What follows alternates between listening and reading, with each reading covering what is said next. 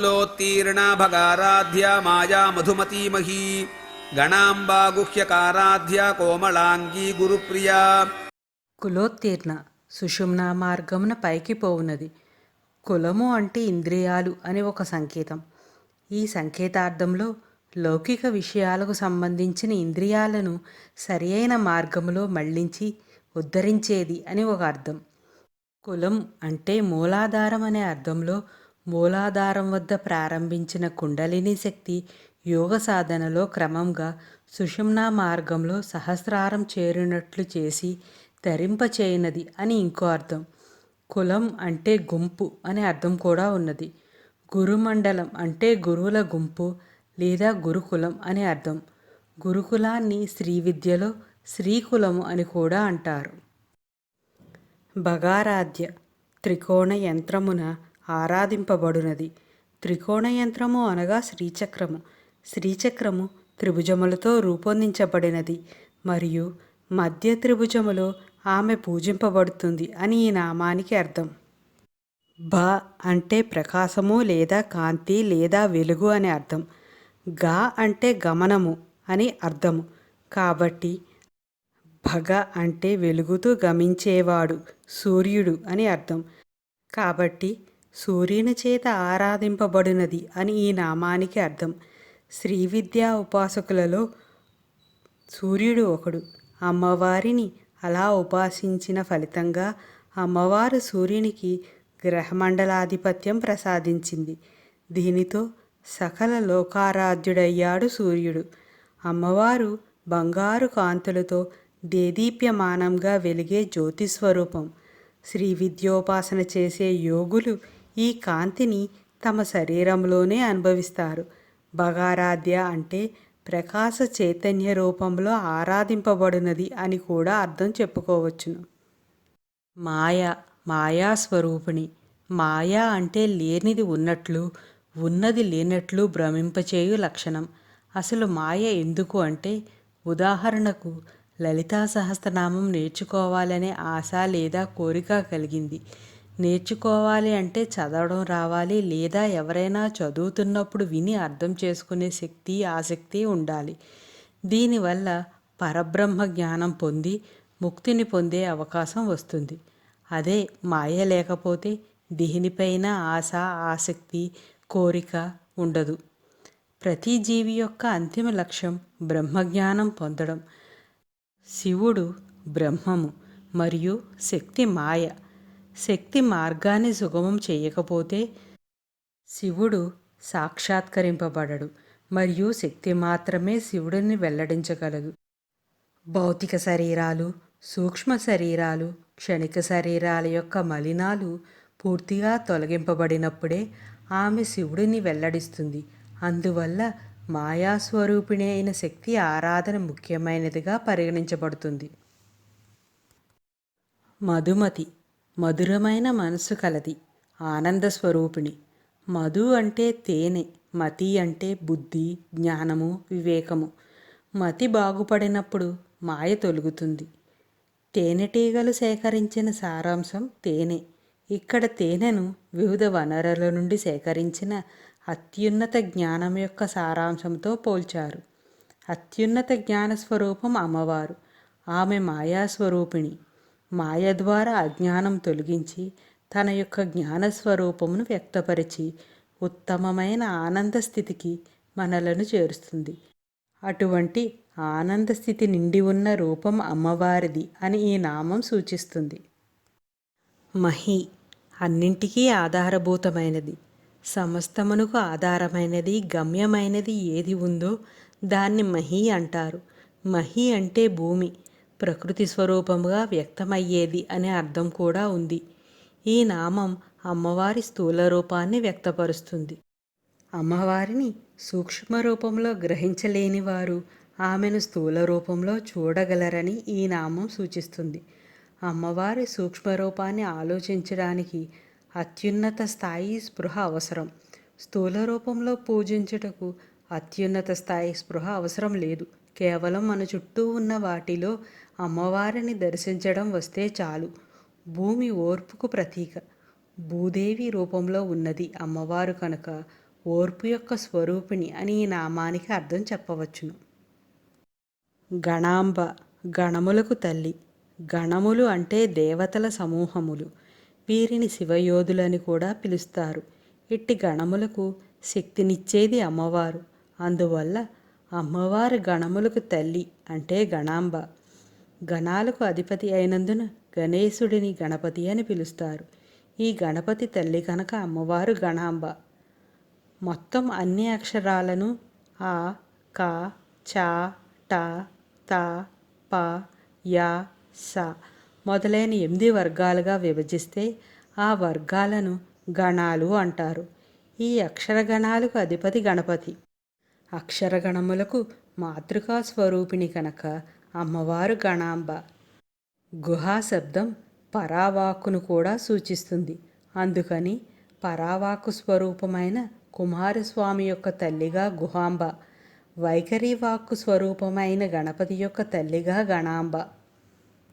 గుహ్యకారాధ్య గుహ్యాదులచే ఆరాధింపబడినది.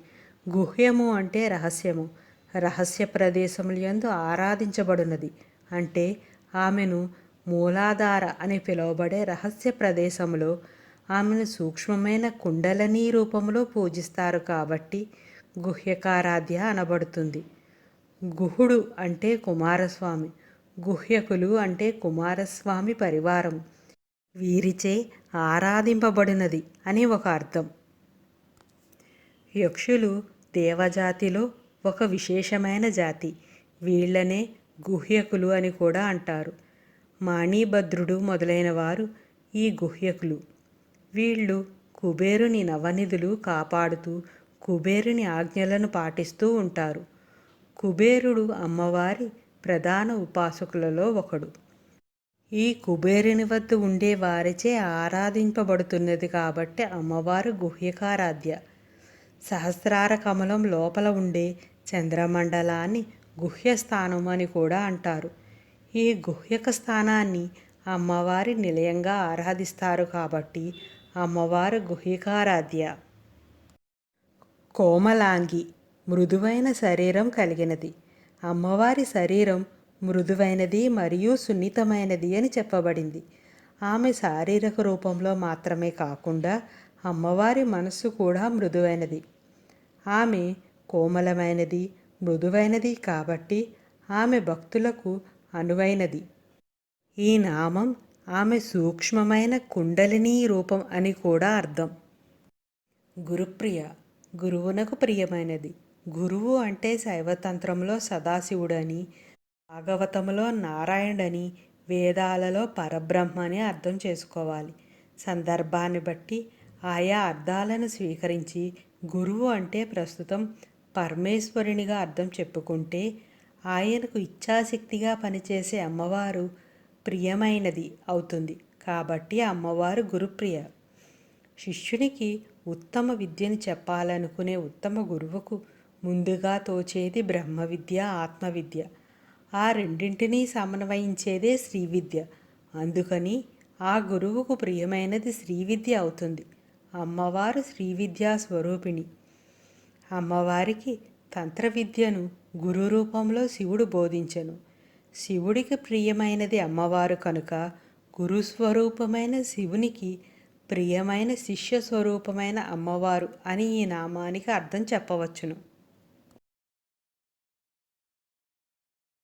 స్వతంత్రా సర్వతంత్రేషి దక్షిణామూర్తిరూపిణి సనకాది సమారాధ్య శివజ్ఞానప్రదాయిని.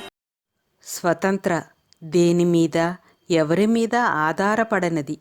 సామాన్యులకు ఇతరులపై ఆధారపడితే కానీ జీవనం సవ్యంగా జరగదు. కానీ అమ్మవారికి ఆధారపడే అవసరం లేదు. అమ్మవారి పైన సృష్టిలోని సమస్త ప్రాణులు, దేవతాగణాలు అందరూ ఆధారపడతారు. అమ్మవారు సర్వస్వతంత్రురాలు. శ్రీవిద్యా తంత్రాన్ని స్వతంత్రం అంటారు. స్వతంత్రంలో స్వ అంటే తనకు అనగా అమ్మవారికి సంబంధించిన తంత్రం అని అర్థం. ఐహిక బంధాల నుండి విముక్తి కలిగించి మోక్షప్రాప్తిని ఇచ్చేది శ్రీవిద్యా స్వరూపిణి అయిన అమ్మవారు. సర్వతంత్రేసి తాను ఉపదేశించిన తంత్రమునకు తానే దేవత అయి ఉన్నది. సర్వ అనగా అన్ని అని, తంత్ర అనగా తంత్రములకు అని, ఈసి అనగా ఈశ్వరి అని అర్థం. అమ్మవారు 64 తంత్రాలను సమర్థించున్నది. తంత్రములో మంత్రముతో పాటు క్రియ కూడా ఉంటుంది. సంకల్పాన్ని బట్టి వాడవలసిన తంత్రం నిర్ణయిస్తారు. మోక్షానికి శ్రీ విద్యా తంత్రం స్వతంత్రం, అన్ని తంత్రాలకు మిన్నగా ఉంటుంది. శ్రీ విద్యను శ్రీతంత్రమని, స్వతంత్రమని కూడా అంటారు. కొన్ని రకాల తంత్రాల మీద ఆసక్తి కలవారు దైవమునకు దూరం అవ్వడం తప్పదు. సమయాచార తంత్రము, కాది విద్యాతంత్రము, వశిష్ఠ, సనక, సనందన, సనత్కుమార, సుఖ సంహితలు మాత్రం శృతి సమ్మతంగా ఉంటాయి. ఏ విధమైన తంత్రంలో అయినా అమ్మవారే కొనియాడబడతారు. అందుకని అమ్మవారు స్వతంత్రేసి. దక్షిణామూర్తి రూపిణి, దక్షిణామూర్తి రూపం ధరించినది. ఈ నామాన్ని దక్షిణ, అమూర్తి, రూపిణి అన విడదీసి దక్షిణా పదం సగుణ బ్రహ్మను, అమూర్తి పదం నిర్గుణ బ్రహ్మను సంకేతించి ఈ రెండింటి సమన్వయ స్వరూపిణిగా కూడా ఈ నామానికి అర్థం కొందరు చెబుతారు. సగుణ, నిర్గుణ బ్రహ్మల సమన్వయ స్వరూపిణి అని ఈ నామానికి అర్థం చెప్పవచ్చును. దక్షిణామూర్తి గురించి వివరణ. ఆత్మసాక్షాత్కారం బోధించిన ఏకైక శివరూపం దక్షిణామూర్తి. ఈ రూపములో శివుడు దక్షిణం వైపు కూర్చుని ఉంటాడు. రమణ మహర్షి దక్షిణామూర్తిని నిరాకార జ్ఞాన గురువు అన్నారు. దక్షయజ్ఞంలో శివనింద భరించలేక సతీదేవి యజ్ఞగుండములో దేహత్యాగం చేసిన తర్వాత శివుడు విరక్తుడై ఒక వటవృక్షం కింద దక్షిణాభిముఖుడై చిన్ముద్ర ధరించి ప్రణవ స్వరూపంలో యువకునిలా మౌన దీక్ష కొనసాగించాడు. ఆ విధంగా దక్షిణాభిముఖుడైన శివుణ్ణి దక్షిణామూర్తి అంటారు. సనక సనందనాదులు బ్రహ్మజ్ఞాన విషయ సంశయ నిర్మూలనకై దక్షిణామూర్తిని ప్రార్థిస్తే ఆ మూర్తిని చూడగానే సనకాదులకు వారి సంశయాలు తీరిపోయాయి. సనకాది సమారాధ్య. సనక, సనంద, సనత్కుమార, సనత్ సుజాత సనాతనులను దేవఋషులచే ఆరాధింపబడినది. సనకాదులంటే సనక, సనందన, సనత్కుమార, సనత్సుజాత ఈ నలుగురు బ్రహ్మ మానసపుత్రులు. వీరు ఎప్పుడూ బాలరూపంలోనే ఉంటారు. నివృత్తి మార్గంలో ఉంటారు. నివృత్తి మార్గం అంటే ప్రాపంచిక విషయాలను విడిచి అంతర్ముఖులవ్వడం. పర, పశ్యంతి, మధ్యమ, వైఖరి వాక్కుల రూపంలో జీవులలో అంతర్యామి స్వరూపంగా వరుసగా ఈ సనకాది కుమారులు పనిచేస్తూ ఉంటారు. ఇంద్రాది దేవతలు శ్రీ విద్యను సనక సనందనాదులకు చెప్పారు. వారు ఆ విద్యను మానవులకు ఉపదేశించారు. ఈ రకంగా సనక సనందనాదులు శ్రీ విద్యా పరంపరలోని వారు. శివజ్ఞాన ప్రదాయిని, ఆత్మజ్ఞానమును ఇచ్చినది. శివజ్ఞానం అంటే బ్రహ్మజ్ఞానం. దీనిని అత్యున్నత జ్ఞానమని కూడా పిలుస్తారు. శివుడిని తెలుసుకోవాలంటే ముందు అమ్మవారి గురించి తెలుసుకోవాలి. ఆమె మాత్రమే ఒక వ్యక్తిని శివుని వైపు నడిపించగలదు. అందుకే అమ్మవారు శివజ్ఞాన ప్రదాయిని. స్వతంత్ర సర్వతంత్రేషి దక్షిణామూర్తి రూపిణి సనకాది సమారాధ్య శివజ్ఞాన ప్రదాయిని.